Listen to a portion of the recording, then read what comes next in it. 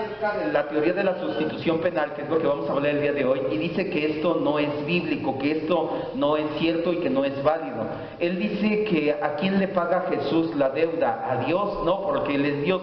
Ahorita lo vamos a ver. Dentro de un buen fundamento de expiación tenemos que entender que Dios es trino, Padre, Hijo y Espíritu Santo. Entonces sí, Dios le paga a Dios mismo, porque el hombre no tenía manera de pagarle a Dios, porque somos pecadores. Él olvida también la naturaleza pecaminosa del ser humano y dice que Jesús vino a morir para destrozar el sistema de deuda. Y si usted oye el antes y el después de la predicación, que de verdad es perder una hora de su tiempo, pero bueno, si quiere está ahí en internet, lo puede escuchar. Básicamente lo que el hijo de Jesús, Adrián Romero, enseña es que Jesús vino a morir a la cruz como para poner un ejemplo bonito, lo que veíamos la semana pasada, y que entendamos que Dios nos acepta por completo. No importa cómo seamos, no importa de hecho no hay pecado. Él lo maneja como que nos falta una aceptación de nosotros mismos.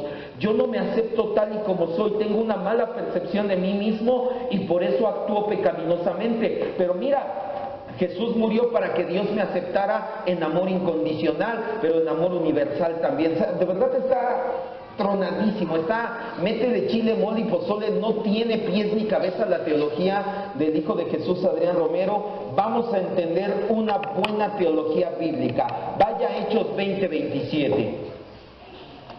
Vamos a entender bíblicamente ahora sí lo que es Hechos 20:27.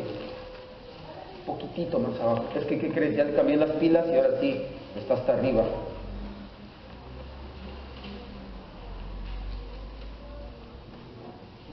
Deja varios puntos de doctrina fundamental, los deja completamente fuera de la ecuación y por eso llega a sus conclusiones. Yo la verdad no me pude quedar con las ganas porque entré a la página de Vástago Epicentro, se llama, no me quedé con las ganas y sí les comenté ahí, la verdad no quería comentar, pero después de escuchar una hora de tantas necedades, de tantas sandeces, cité al apóstol Pablo en Romanos cuando dice, profesando ser sabios, se hicieron necios y nada más. No he entrado a ver qué me han respondido, pero estoy seguro de que muchos ya están defendiendo a su ídolo de carne. Dice la Biblia en Hechos 20:27, porque no he rehusado, porque no he rehuido anunciarles todo el consejo de Dios. Vamos a orar antes de continuar. Señor y Dios, te damos gracias en esta preciosa tarde en la cual nos permites entender por medio de tu palabra la sana doctrina. Si nosotros no hemos caído en ese tipo de malas interpretaciones, no es porque somos mejores, no es porque tenemos mejor preparación, mejores herramientas, ni nada parecido. Es simple y sencillamente porque tú eres bueno, Señor. Permítenos seguirte conociendo para amarte más y para evitar caer en todo tipo de herejías destructoras, Señor, que muchos han ido tras esas disoluciones. Guárdanos de caer en ellas, y la manera en que lo haces no es mística ni mágicamente, es por medio de enseñanzas sanas a nuestra vida. Por eso es que atesoramos este tipo de enseñanzas en esta congregación. Gracias, Padre, en el nombre de Jesús, tu Hijo amado. Amén. Estamos estudiando Cristología Bíblica, estamos en el bloque C, los oficios de Jesucristo. Este es el tema 10 de este bloque, el tema 46 en general. Está titulado este tema el concepto bíblico de la expiación. Vimos ya dos temas anteriores de fundamentos de la expiación, donde básicamente nos detuvimos a ver los errores que hay en la expiación o en las teorías expiatorias heréticas. El día de hoy vamos a ver el concepto bíblico, el concepto correcto de la expiación. En las dos clases anteriores estudiamos las teorías fallidas porque tendían a ir a uno u otro extremo. ¿Se acuerda que vimos Filipenses 2:8, donde nos habla de los fundamentos de la expiación? El objetivo, la muerte de cruz; el subjetivo, la persona de Jesucristo. Cuando nos tendemos demasiado a irnos de cualquier lado de la balanza, perdemos verdaderamente el enfoque bíblico acerca de la expiación. El día de hoy vamos a entender no solamente el concepto bíblico de expiación de Cristo, vamos a entender los elementos correctamente equilibrados, vamos a entender las consecuencias a nuestras vidas y también vamos a entender la importancia que tiene el comprender correctamente esta doctrina, y por ahí es por donde quiero comenzar. Lamentablemente hay quienes argumentan, tal vez no lo digan, tal vez no te digan, hermano, a lo mejor sí lo han hecho, yo no voy los miércoles, ¿para qué? La verdad, yo no entiendo nada y no sé para qué el pastor habla de eso, si mira, ya somos salvos. ¿Ya qué más necesitamos? Tal vez algunos ya te lo dijeron, tal vez algunos no lo dicen, pero lo piensan y dicen, ¿para qué necesito esto? El pastor nada más escribe y escribe, de repente yo estoy de acuerdo con él, pero porque me estoy durmiendo, le digo, sí, o sea, ¿para qué nos enseña esto el pastor? Mucha gente tal vez no lo diga verbalmente, pero sí lo ha pensado, que no deberíamos preocuparnos por estos temas, que no son relevantes, que nos debe de bastar con que somos salvos y ya. Eso es un gran error que demuestra, primero, inmadurez, segundo, apatía por conocer correctamente al Dios que nos amó, nos ama y nos amará por siempre. ¿Se imagina que yo dijera a mi esposa, le dijera, pues ya te conozco, ya platiqué contigo un día, ¿ya para qué platicamos? ¿Ya para qué quiero conocerte? Ya vi que ya eres bonita, eso, ya. ¿Eso sería correcto? ¿Sería algo? ¿Eso es amor? Por supuesto que no. Ahora yo puedo decir que amo a Dios, pero no lo quiero conocer, entonces estoy cayendo en una gran contradicción. Primero, estoy viéndome inmaduro al no querer conocer a Dios. Acuérdese, no puede amar a quien no conoce, y además se está mostrando apático, indiferente a conocer a ese Dios maravilloso. Además, también depende mucho de la interpretación, de la percepción, de la idea que tengamos de la expiación de Cristo para que determinar nuestra concepción de quién es Dios. Esto va a repercutir en nuestra teología personal, en nuestra ética cristiana y en nuestra religión. Traduzco lo que acabo de decir. Por no renovar nuestras mentes con esta verdad, porque los cristianos no han entendido lo que es un concepto bíblico y sano de la expiación, es que muchos que se creen cristianos no viven como lo que dicen ser, ni en sus casas, ni en sus trabajos, bueno, muchos ni siquiera en la iglesia. ¿Se acuerda que el domingo estábamos hablando del amor en la familia de Cristo? Y le dije, cuando tú tienes un concepto adecuado del perdón que Dios te ha dado, ¿dónde viene ese concepto? En la expiación. Cuando tú tienes un buen concepto de la expiación, bíblicamente hablando, te das cuenta que lo que le perdonas a tu hermano, si es que él te ofende o peca contra ti, no es nada comparado con lo que Dios nos ha perdonado a nosotros. Pero como no renovamos nuestra mente con esta verdad, lamentablemente el 90% del mundo que se dice ser cristiano vive en sus casas, en sus trabajos, en sus escuelas, en las mismas iglesias, viven como si no fueran cristianos. ¿Por qué? Porque no entienden la expiación, no se dan cuenta de su naturaleza pecaminosa, de los atributos de Dios, del amor de Dios, no se dan cuenta de nada y lo único que quieren es un Dios Santa Claus. Dame, yo te pido, dame, pero no hago nada más. El domingo vamos a hablar un poquito acerca de esa situación. La expiación no es un hecho aislado. No llegó nada más porque sí, no fue el plan B de Dios. Ya vimos que Adán cayó en el pecado y desde ese entonces Dios nos dio muestras, señales, profecías, representaciones y mucho más de la expiación. En todo el Antiguo Testamento vimos un tema titulado la expiación en el Antiguo Testamento. De hecho, la expiación fue planeada en la eternidad pasada. Ni siquiera fue que Dios creó a Adán y dijo, ay, Adán pecó, ven Jesús, ven Espíritu Santo, ¿qué hacemos? Esto ya no es un hecho aislado. Y desde que Adán pecó, en ese instante Dios da la primera promesa redentora en Génesis 3:15. De hecho, cuando los viste de túnicas de animales, es la primera expiación que se da por el pecado. O sea, Dios llenó de conceptos, Dios llenó de profecías, de muestras, de señales, de representaciones. La expiación no es un hecho aislado. De hecho, la expiación es el clímax, el punto más alto en el cual Dios se da a conocer al ser humano. Martín Lutero manejaba dos tipos de teología. Él decía que tenía su teología general, hablando acerca de conocer a Dios, y la teología de la cruz. Primero todo era teología general para él. Él estudiaba, por así decirlo, atributos, dones, todo lo que él estudiara, y después lo hacía pasar por la cruz del Calvario. Por eso es que él llamaba la teología de la cruz.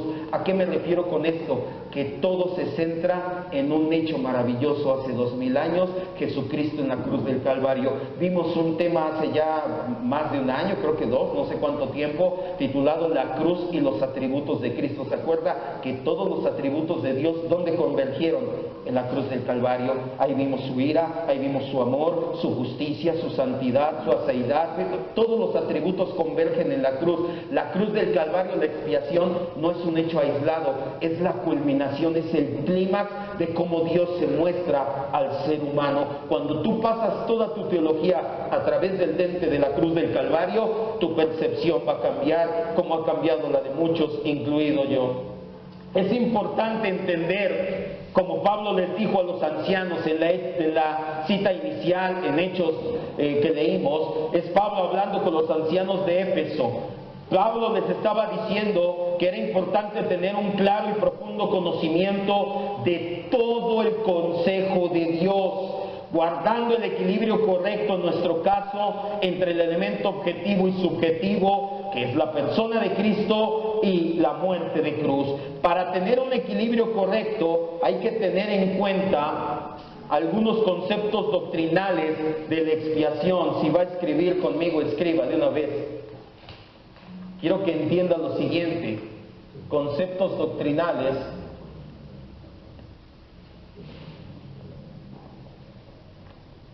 necesarios para la expiación.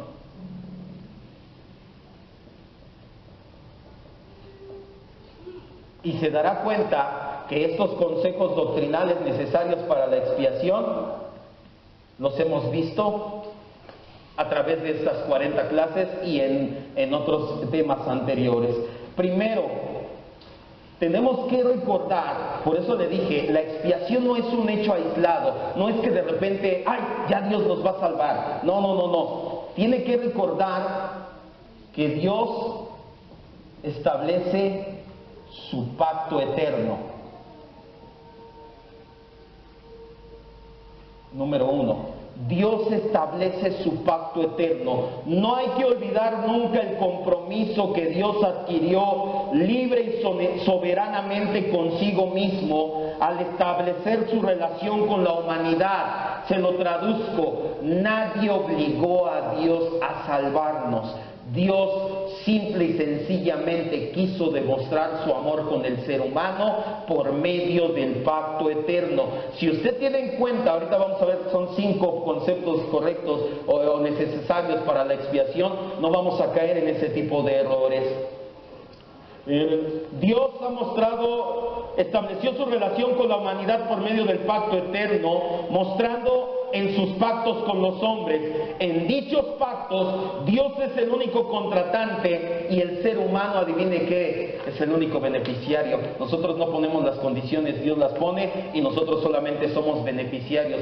Cada vez que Dios hace un pacto con el ser humano, de hecho, ya terminaron en el pacto de gracia, adivine qué, nos conviene a nosotros, es por gracia. Segundo, los pactos se dividen en quiero que entienda esto: pacto de obras, pacto de gracia. Se dividen fundamentalmente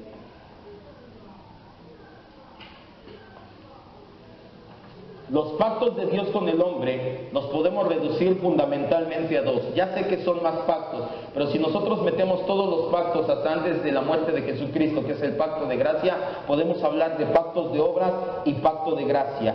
En el pacto de obras, establecido con Adán antes del pecado como cabeza de la humanidad, Adán hereda el pecado a todos sus descendientes. Quiero que vaya conmigo a Romanos 5:12. ¿Por qué es necesario entender esto? Romanos 5, 12 al 21, porque de aquí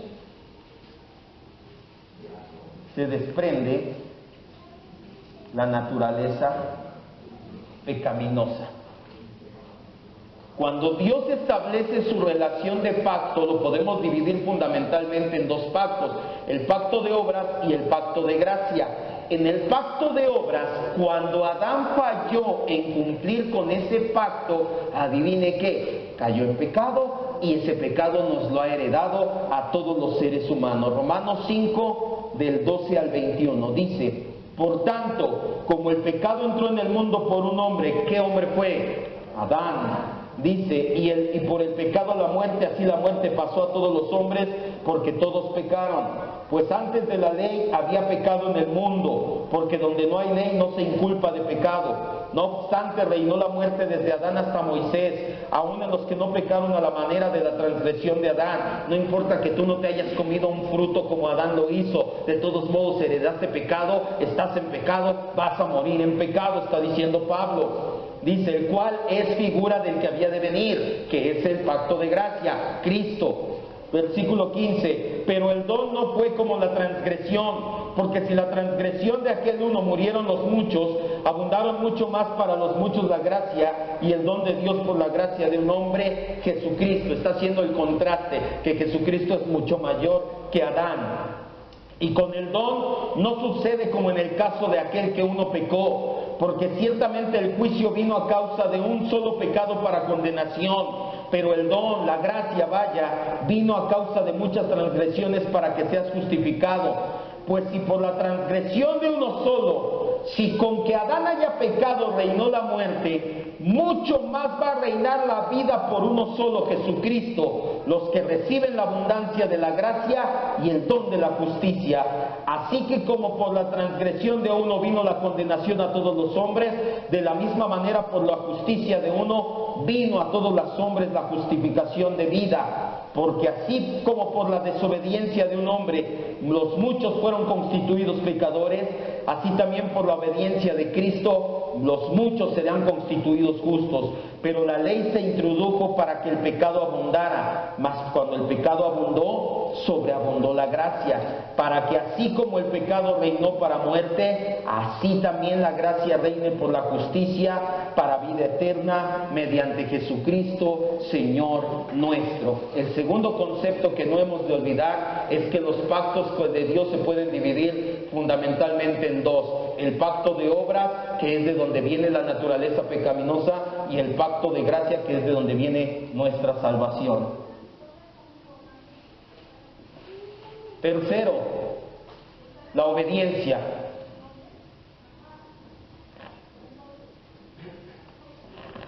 La obediencia voluntaria de Cristo.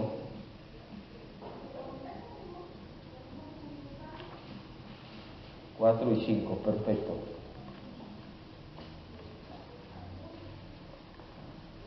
Perdón. En contraste o contra la desobediencia de Adán.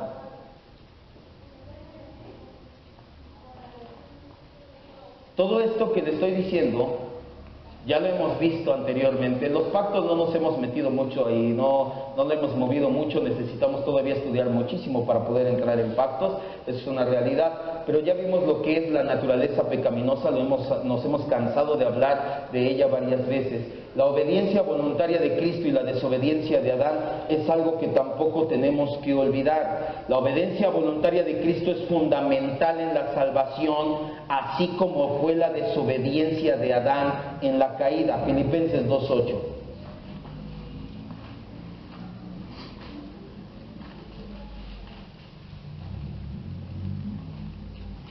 Y estando en la condición de hombre se humilló a sí mismo, haciéndose, ¿qué dice?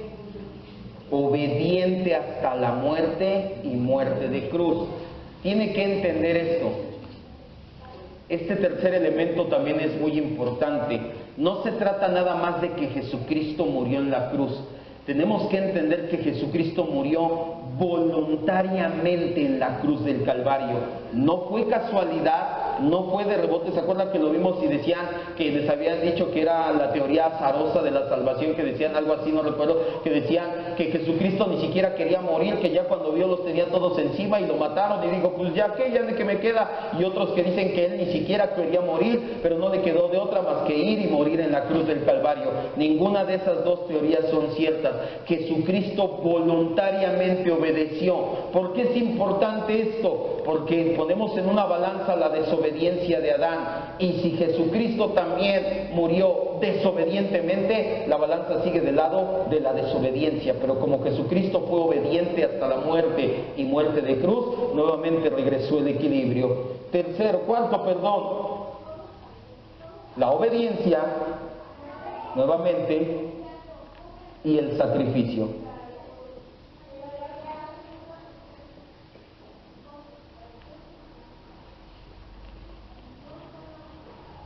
La obediencia y el sacrificio de Cristo, o el sufrimiento, son fundamentales para que Dios efectúe y selle en el Calvario el pacto de gracia. Hebreos 10, del 8 al 10.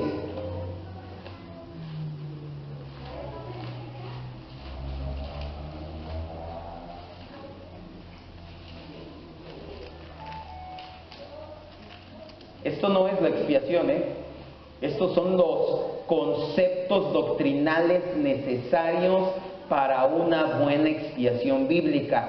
Si alguien no conoce pactos, si alguien no sabe de la naturaleza pecaminosa, si alguien no conoce la obediencia, desobediencia de Adán, obediencia de Cristo, si alguien no sabe lo que es el sacrificio de Cristo, va a terminar diciendo babosadas como que Jesucristo vino a desarmar la economía de deuda.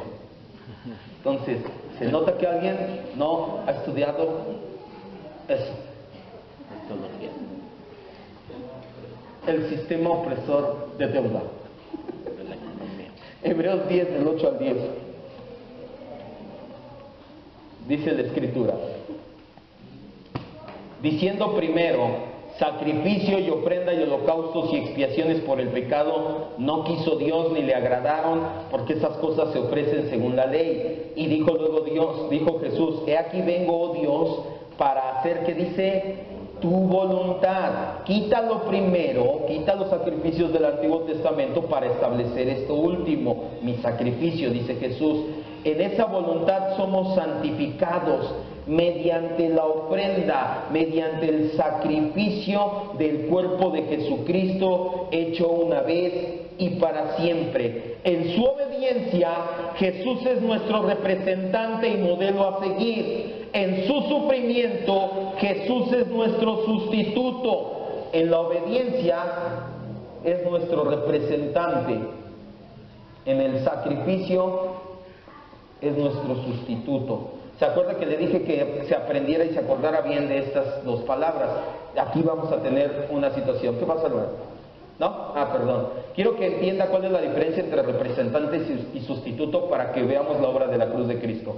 A lo mejor aquí en el sistema penal opresor, no es cierto, en el sistema de aquí de nuestro país no es como en las películas, el sistema de justicia, pero a lo mejor usted sí ha visto películas de juicios en Estados Unidos, de que llega el juez y orden en la sala y pegan y está sentado haciendo un estrado. Vamos a imaginarnos eso porque aquí es diferente la justicia. Sí ha visto que de repente está el acusado de este lado, está el fiscal de este lado, está el juez allá arriba. Llega el abogado del acusado y él es su representante. El acusado no puede hablar. El acusado tiene un representante que le dice, mi cliente esto, mi cliente no lo otro, mi cliente se declara culpable, inocente, bla, bla, bla. Así es Jesucristo, es nuestro representante delante de Dios. Cuando termina el juicio, si el juicio termina y dicen, ¿sabes qué? No, lo vamos a condenar a 10 años de prisión. ¿Quién va a prisión? ¿El abogado o el cliente? El cliente, el abogado no. En ese momento Jesucristo ya no solamente es nuestro representante, ahora se convierte también en nuestro sustituto. Jesucristo es nuestro representante delante de Dios y también es nuestro sustituto. ¿Cuál es representante? En la obediencia. ¿Por qué es importante entender esto? Al ratito, en unos momentos lo vamos a ver más a fondo. Porque mucha gente piensa que Jesucristo nos sustituye en todo, que tú ya no tienes que obedecer la ley, que tú ya no tienes que vivir en santidad. Jesucristo ya hizo todo y ya te sustituyó. No es cierto. Jesucristo en obediencia te representa. En el sacrificio si tomó tu lugar. Que ese abogado dijera: no metan a mi cliente a la cárcel, yo voy a la cárcel por él. No se puede en el sistema judicial, pero que se pudiera y que dijera el juez: ok, no te doy el castigo a ti, se lo doy al abogado. Esa es la diferencia entre representante y sustituto. Entender bien estos conceptos nos da como resultado no caer en el antinominianismo. ¿Se acuerda que lo vimos en el discipulado? ¿Quiénes son los antinominianistas? Los que dicen: tú fuma, tú toma, tú baila, tú haz lo que quieras, al cabo eres libre por gracia. ¿Eso es cierto? No, porque Jesucristo es nuestro representante y modelo a seguir. ¿Cuál es la diferencia con los ejemplaristas o con los que dicen la teoría de la influencia moral? Nosotros no solamente creemos que es un modelo, también es nuestro sustituto. Me encantaba una frase que nos decía el pastor Enrique una vez predicando, que decía que el Espíritu Santo no va a traer a tu mente algo que no esté ahí. ¿Sí se acuerdan que lo decía? O sea, no es ósmosis, que de repente el Señor, ya sé cómo vivir como Cristo. No, tengo que fijarme en Cristo, leer la Biblia, y ahora sí, Él es mi modelo a seguir. Yo no lo voy a hacer, pero ya en mi mente está llena para que el Espíritu Santo tome mi corazón y me haga vivir como Jesucristo. Por eso es importante entender la diferencia entre representante y sustituto. Jesucristo es nuestro representante en obediencia, y nuestro modelo a seguir, y nuestro sustituto en el sacrificio de Cristo. Vaya, Primera de Pedro 21 al 24, 2, 21 al 24.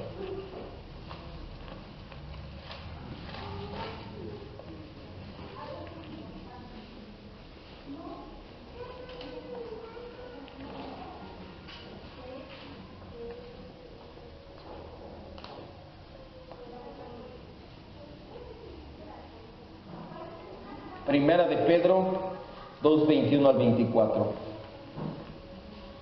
Para esto fueron llamados, porque también Cristo padeció, sufrió por nosotros, dejándonos, ¿qué dice? Ejemplo para que sigan sus pisadas, el cual no hizo pecado ni se halló engaño en su boca. Cuando le maldecían, no respondía con maldición. Cuando padecía, no amenazaba, sino que encomendaba la causa al que juzga justamente. Ahora sí, ahí era nuestro representante, ahora nuestro sustituto, quien llevó él mismo nuestros pecados en su cuerpo sobre el madero, para que nosotros, estando muertos a los pecados, vivamos a la justicia, y por cuya herida fuimos sanados. Cuando nosotros entendemos bien estos conceptos, el último concepto es la unión hipostática.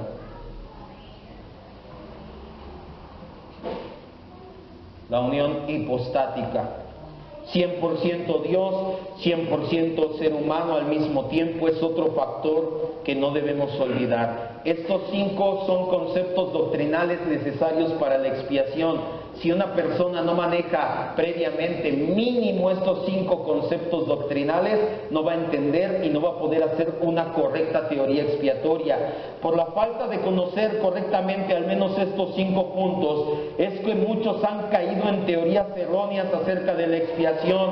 No solo los que mencionamos las clases pasadas, también hay algunos eminentes teólogos a lo largo de la historia que han caído en errores serios en esta área. La obra de Cristo en la cruz consistió en una voluntaria expiación sustitutiva. Un concepto adecuado y sobre todo bíblico de la expiación debe de contar con los siguientes elementos. Escriba, ya puedo borrar aquí, ya. Ahora sí, ya sabe usted todo esto previamente, ya se lo he enseñado aquí varias veces, algunas cosas más a fondo que otras.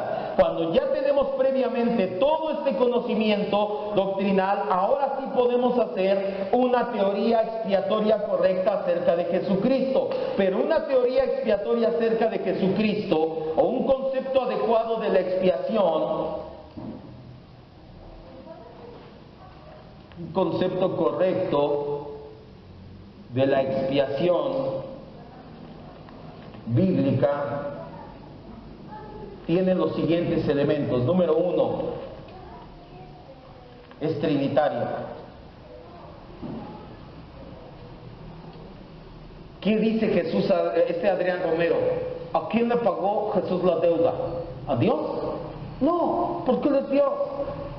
Ahora, cuando tú no tienes en cuenta la Trinidad, de hecho, es algo bien grueso lo de este chavo, porque si se fija empieza su frase y anteriormente sí habló de esto y dijo que el Dios corrupto de allá arriba no es el mismo Dios que el Dios del Edén. ¿Quién es el Dios del Edén? ¿Quién se paseaba en el Edén junto a Adán y Eva? ¿Quién?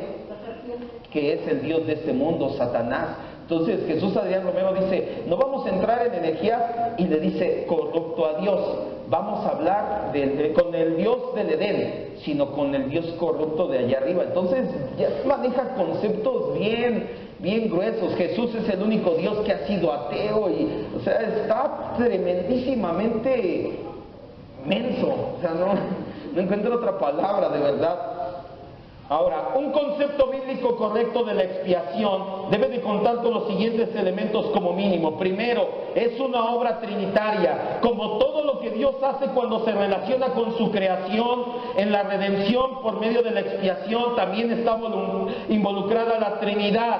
El Padre envía al mundo a su Hijo por amor. El Hijo, que es la única persona divina que toma naturaleza humana, ¿se acuerda que lo estudiamos? El Padre no se encarnó, el Espíritu Santo no se encarnó, no se iban a encarnar, no que no tuvieran poder para hacerlo, pero estaba planeado que solamente fuera el Verbo Jesucristo. Fue el que se encarnó, vivió y murió en este mundo en obediencia y dependencia al Padre. El Espíritu Santo aplica la obra realizada por el Jesucristo en nosotros los creyentes. La obra de expiación es trinitaria. El Padre la planea, el Hijo la ejecuta, el Espíritu Santo la aplica en el corazón. Acuérdese de eso. Cada vez que Dios se relaciona con su creación, se relaciona el Dios Trino. En la creación, el Padre habló, el Hijo habitó esa palabra, Él es el Logos, y el Espíritu Santo se movía sobre la faz de la tierra. Cada vez que nosotros vemos a Dios relacionándose, es un Dios Trino. Segundo, Dios se muestra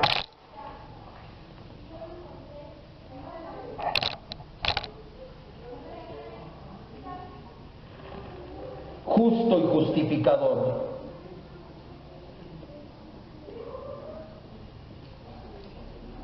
Romanos 3:26.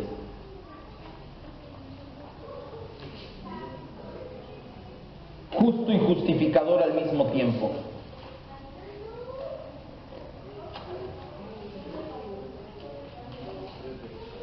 Y vuelvo a la misma. ¿Se supone que me tengo que aprender todo eso? No, tal vez no se lo aprenda, pero cuando escuche predicaciones parecidas a esas, o cuando le digan, sí, yo también creo que Jesucristo murió para que hubiera un equilibrio cósmico del bien y el mal, pues, no me acuerdo cómo se llama eso, es teoría del no sé qué dijo el pastor, pero no es bíblica. Entonces no tienes que decirle, no, esa es la teoría de Anselmo, de la satisfacción comercial, y que anda tú nada más, a ver, eso no me cuadra, no, gracias, ¿sale? Entonces no creas que te tienes que aprender todo esto de memoria. El segundo elemento que tiene que tener un concepto bíblico de la expiación es entender que Dios se muestra justo y justificador al mismo tiempo. Romanos 3:26. Dice la Escritura, con la mira de manifestar en este tiempo su justicia, a fin de que sea el justo y el que justifica al que es de la fe en Jesús. Hablando de que Dios es justo y Dios es el que justifica por medio de la fe. En la redención por medio de la expiación, Dios obró de acuerdo a la demanda de su justicia y su santidad. El pecado en el ser humano lo ha dejado corrompido y muerto en miseria espiritual. Si Dios permitía la entrada de ese ser depravado en su presencia sin componer la situación, iba a violentar su justicia y su santidad. con la expiación sustitutiva no se compromete ninguno de sus atributos y el hombre queda salvado. Eso es lo que significa que Dios no iba a barrer el pecado abajo de la alfombra y nos va a decir, no importa que hayas matado, que hayas hecho lo que sea, que nunca te hayas portado mal, pero nunca tuviste fe en Jesús. Tú pásale, tú eres buena gente, porque la naturaleza pecaminosa, la depravación, no nos iba a dejar entrar delante de Dios. Se lo he dicho, Dios no pone en una balanza tus obras, Dios ve a Cristo en ti. Si está Cristo en ti, adelante. Si no, no, eso es por medio de la fe. Pero ¿cómo lo iba a hacer Dios? Nada más así por buena onda, Señor, llévame al cielo por favor. No, porque su justicia y su santidad quedaban de por medio, que hubieran podido quedar en entredicho. Oye, no que Dios es justo, entonces ¿por qué esos pecadores están ahí? Oye, no que Dios es santo, ¿por qué tolera el pecado? ¿Se acuerdan que el domingo vimos la ira de Dios? Justamente Dios está irado con los pecadores porque atentan contra su santidad. Cuando Dios hace la expiación bíblica, se muestra justo y justificador. ¿A quién le hace el pago Jesús? A Dios, al Padre. Y ahorita voy a entender más adelante por qué tiene mucho sentido esta situación. Número 3, la justicia de Dios se satisface. La verdad y la misericordia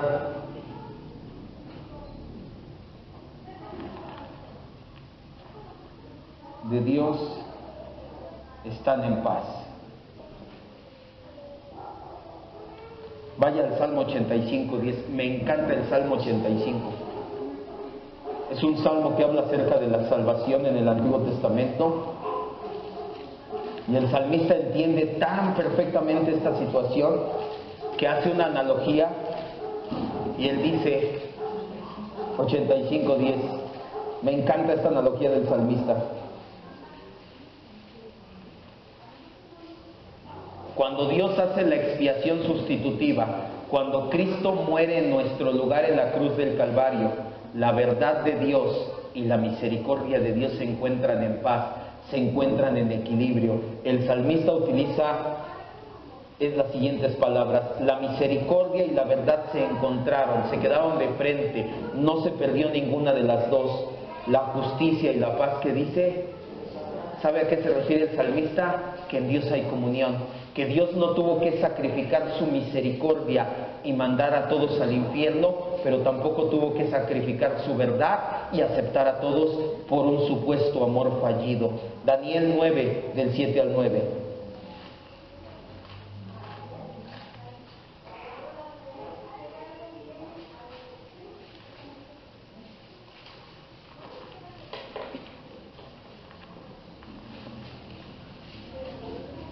El profeta Daniel entiende perfectamente esta situación y cuando él está orando por su pueblo, está intercediendo por su pueblo, Daniel reconoce que la salvación viene del Señor, pero que la salvación no nada más es gratis en el aspecto de que no pasa nada.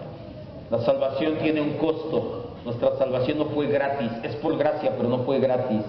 Costó la sangre de Cristo. Daniel 9, del 7 al 9 dice, tuya es, Señor, la justicia y nuestra la confusión de rostro. Como en el día de hoy lleva todos, no hombre de Judá, los moradores de Jerusalén y todo Israel, los de cerca y los de lejos, en todas las tierras a donde los echaste a causa de su rebelión con que se rebelaron contra ti. Daniel está diciendo, Señor, tú eres justo, nosotros somos pecadores. Versículo 10 dice, ¿dónde estoy? Daniel 9, 7, 8, Oh Jehová, nuestra es la confusión de rostro de nuestros reyes, de nuestros príncipes, de nuestros padres, porque contra ti pecamos. De Jehová nuestro Dios es tener misericordia y perdonar, aunque contra Él nos hemos rebelado. Dios es justo. Su justicia exige un pago, su justicia exige que el pecado sea condenado, pero al mismo tiempo Dios es amor y Dios decide amar al ser humano. El castigo que debería de ser sobre los seres humanos recayó en Cristo. De este modo, la justicia y la misericordia o el amor están, como dice el salmista, en paz. Número 4.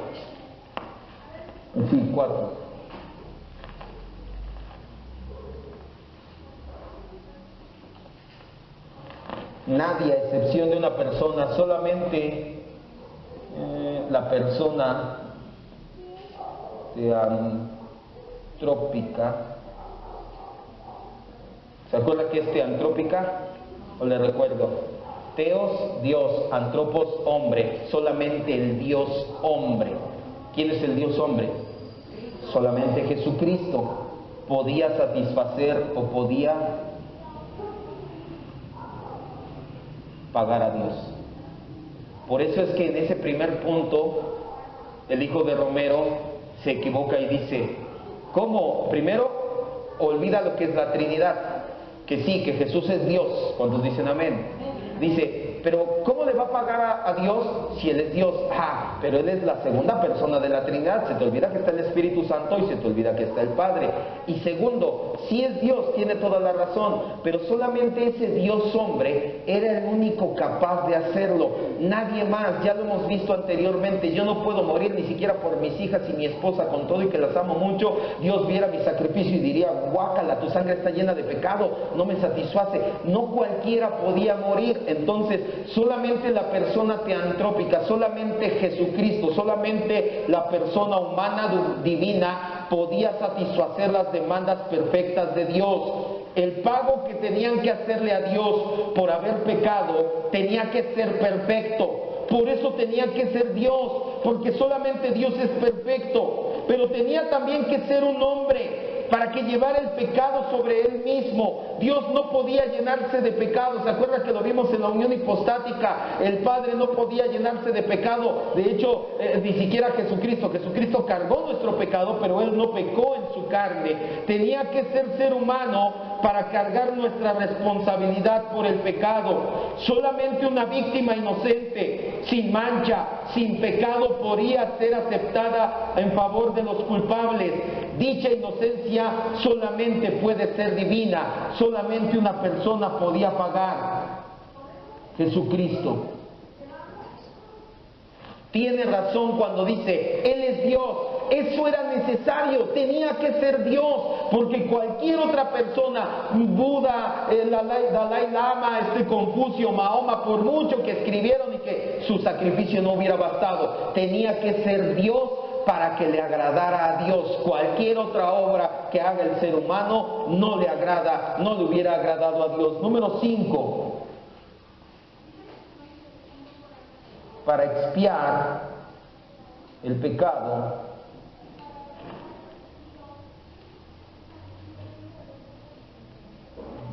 debía ser derramada la sangre. Nunca olvide este punto, de Jesús.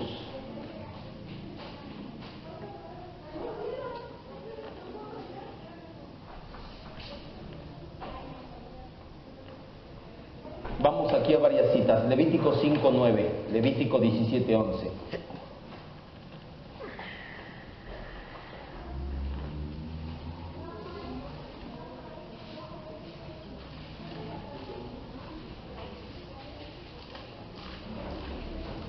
Levítico 5:9.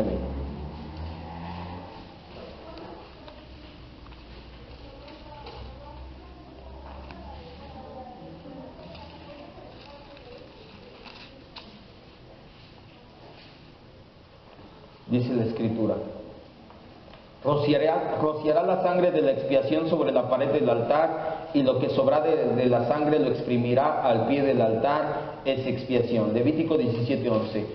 ¿Se acuerda que entendimos que esto solamente es tipo de lo que había de venir? ¿De quién habla aquí?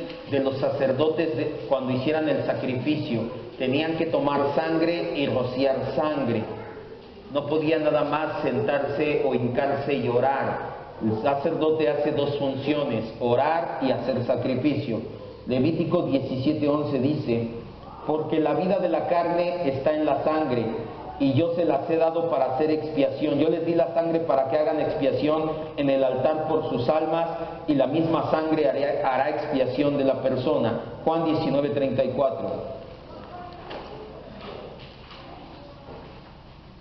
Esto también lo entendimos apenas hace unas semanas. ¿Por qué tenía que haber expiación de sangre? ¿Por qué no podía nada más Jesús venir y poner un buen ejemplo? ¿Tenía necesariamente que derramar su sangre? Levítico 19:34. Juan 19:34. Sí, está bien. Juan 19:34.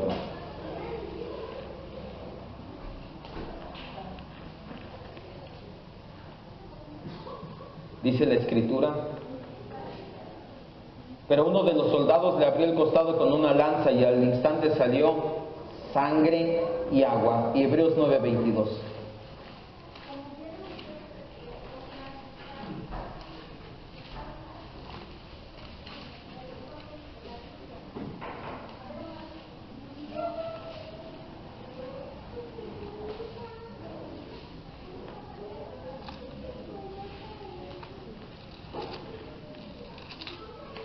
Hebreos 9:22. Casi todo es purificado según la ley con sangre, y si no hay derramamiento de sangre no se hace remisión. ¿De qué habla aquí el contexto? De pecados. Jesús no solamente derramó su sangre, lo hizo de manera obediente y de forma voluntaria al Padre, ya lo entendimos. Si Jesús hubiera sido forzado a derramar su sangre, no hubiera sido aceptado su sacrificio, pues no habría reconciliación. Segunda de Corintios 5:19.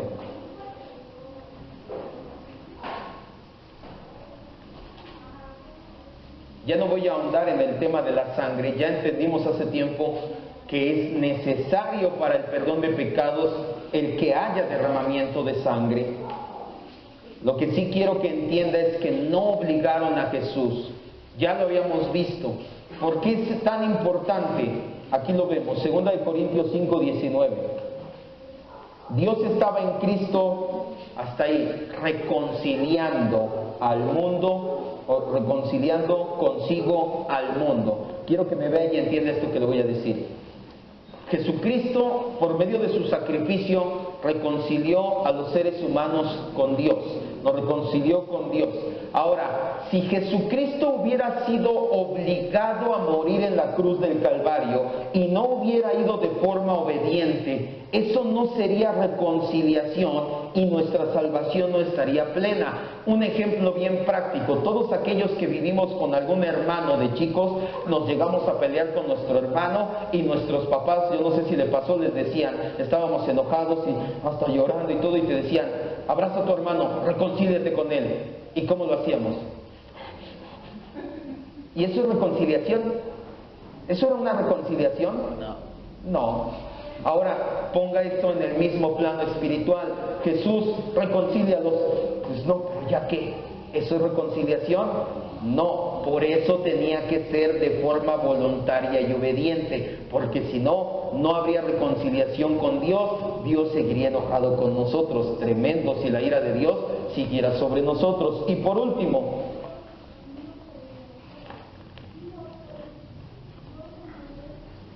tiene que haber sustitución. Tiene que haber sustitución.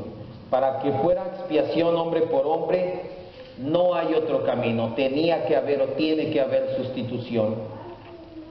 El culpable tenía que ser quitado y puesto en su lugar un inocente que pudiera y quisiera morir en su lugar, en lugar del culpable.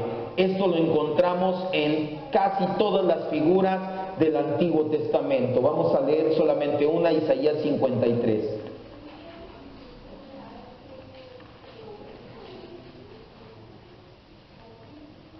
Del 5 al 11.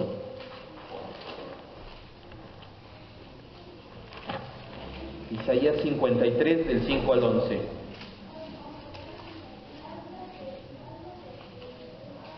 Un concepto bíblico correcto de la expiación tiene que tener estos 6 elementos.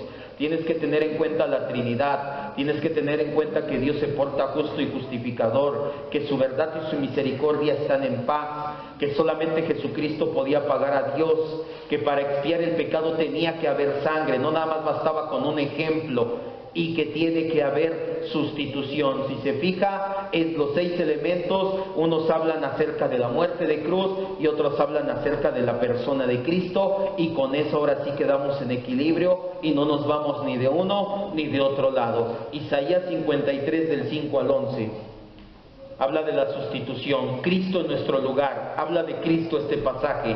Mas Él herido fue por nuestras rebeliones, molido por nuestros pecados. El castigo de nuestra paz fue sobre Él, y por su llaga fuimos nosotros curados. Todos nosotros nos descarriamos como ovejas, cada uno se apartó por su camino, mas el Señor cargó en Cristo el pecado de todos nosotros. Angustiado Cristo y afligido, no abrió su boca. Como cordero fue llevado al matadero, y como oveja delante de sus trasquiladores se enmudeció y no abrió su boca. Por cárcel y por juicio fue quitado, y su generación, ¿quién la contará? Porque fue cortado de la tierra de los vivientes, y por la rebelión de mi pueblo fue herido. Y se dispuso con los impíos su sepultura, mas con los ricos en su muerte fue. Aunque nunca hizo maldad ni hubo engaño en su boca, con todo eso el Señor quiso quebrantarlo, sujetarlo a padecimientos. Cuando haya puesto su vida sustitutoriamente Él en su lugar en expiación, cuando haya puesto su vida, ¿dónde estoy? En el 10, con todo eso el Señor quiso quebrantar, sujetándolo a padecimiento. Cuando haya puesto su vida en expiación por el pecado, verá linaje, vivirá por largos días, y la voluntad del Señor será en su mano prosperada. Verá el fruto de la aflicción de su alma y quedará satisfecho.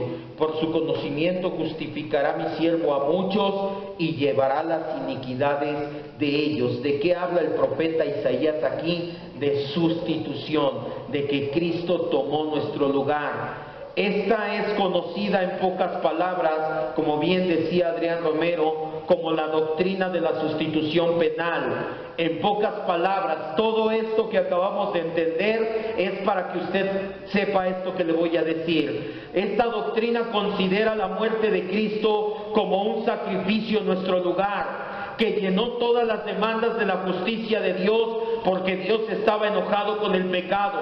Al morir Cristo en nuestro lugar, pagó la pena del pecado del hombre y trajo perdón, dándonos justicia y reconciliando al ser humano con Dios. Se dice bien fácil, pero para entenderlo y no irte de lado, tenías que entender antes todo eso. Ay, no nos pudo decir nada más eso, pastor. Cristo murió en tu lugar porque eras pecador, la justicia de Dios no se vio violentada y ahora eres salvo. Ay, qué fácil era, pastor. Sí, pero todo eso tuvo un porqué. Esos 6 puntos y los 5 puntos anteriores. Los que tomamos esta posición creemos que todo aspecto del hombre, nuestra mente, voluntad y emociones son corrompidas por el pecado, y que el hombre está totalmente depravado y muerto espiritualmente. Esta doctrina sostiene que a través de la fe y el arrepentimiento el hombre puede aceptar la sustitución de Cristo como pago del pecado. Usted ya entendió esto. Ahora, por medio de fe y mostrando su arrepentimiento, dígale: Señor, gracias porque moriste en mi lugar. Ahora en adelante yo puedo vivir diferente porque eres mi ejemplo y porque fuiste mi sustituto. Esta doctrina expiatoria se alinea con más precisión a la Escritura en su concepto. Escuche bien. Cuando nosotros tomamos esta doctrina, estamos tomando en cuenta lo que la Escritura dice de los atributos de Dios, de lo que la Escritura dice del pecado, de lo que la Escritura dice de la naturaleza humana, de lo que la Escritura dice de la muerte de Cristo en la cruz, y de lo que la Escritura dice de los resultados de la muerte de Cristo en la cruz. En pocas palabras, esta doctrina engloba prácticamente todo el consejo de Dios, como dijo el apóstol Pablo. Cierre sus ojos si no tiene más dudas. Si no tiene dudas, vamos a orar y sobre todo vamos a dar gracias. Era necesario llevarlo paso a paso por todo esto. No basta solamente con decir soy salvo, ya la hice, ya estoy del otro lado.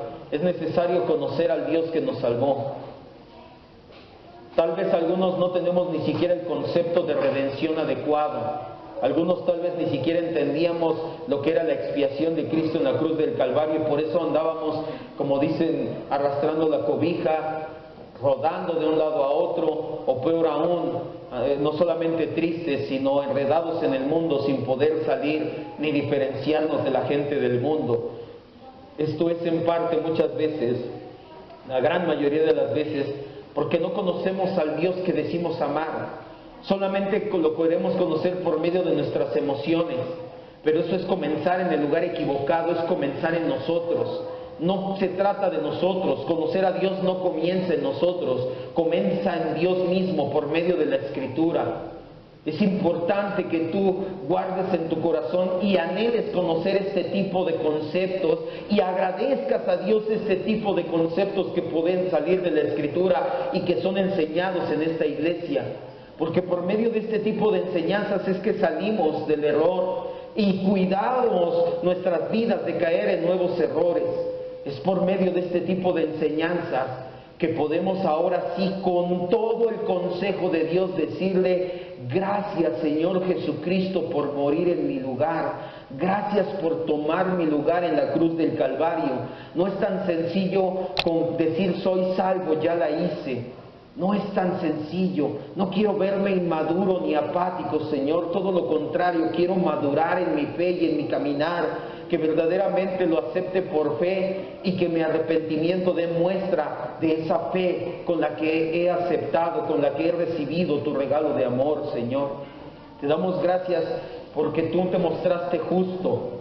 No sacrificaste tu justicia para aceptarnos y al mismo tiempo nos justificaste al morir Cristo en la cruz. Te damos gracias, Señor, y vemos que tu justicia y tu verdad y tu misericordia que están en equilibrio, y como dice el salmista, la paz y la misericordia se besaron, están en comunión, estás en paz, Señor, no ha quedado nada de ti a la deriva. Te damos gracias porque solamente una persona podía hacerlo, y este es Jesucristo. Tu demanda de santidad es exageradamente grande, ningún hombre la puede cumplir. Por eso es que no fue un hombre normal, fue el Dios hombre todopoderoso llamado Jesucristo quien murió en nuestro lugar. No de una muerte sencilla, sino muerte de cruz, derramando su sangre preciosa para perdón de nuestros pecados. Gracias, Señor, porque tomaste mi lugar en la cruz. De ahora en adelante, cada vez que oremos y que digamos gracias por tomar mi lugar en la cruz, haznos recordar previamente todo lo que pasó, Señor, desde tu pacto eterno hasta la sustitución vicaria. Gracias, Señor, en el nombre de Jesús. Amén.